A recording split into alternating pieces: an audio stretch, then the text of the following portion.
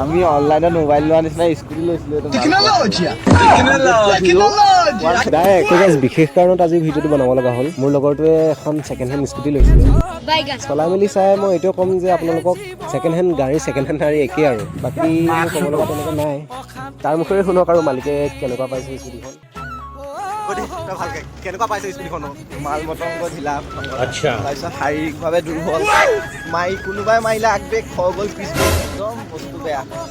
সেয়াই আৰু বুজিছে, মালিকে যদি এইটো কৈছে মই কি ক'ম, বেয়া য'তে ত'তে ফুটা ওলালে।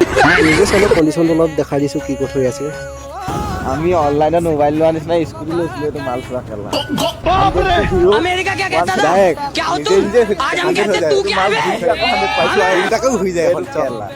এইটো 100ত গৈ আছো এতিয়া বৰ্তমান। এইটো আকৌ 0 পাৰে 0 0 এইটো 0 খেলা, আকৌ 0 হৈ গ'ল। 100 যাম এতিয়া, 100 থাকিলে 100 ৰখাই দে। 100ত গৈ আছো বৰ্তমান। ডাংকাই ছেকেণ্ড হেণ্ড নল'বা গাড়ী, ডাংকাই ছেকেণ্ড হেণ্ড নানিবা নাৰী। গাড়ী যাবগে য'ত নাই যাব বেলেগত, গোটেই জীৱন অশান্তি, গোটেই জীৱন অশান্তি পাবি।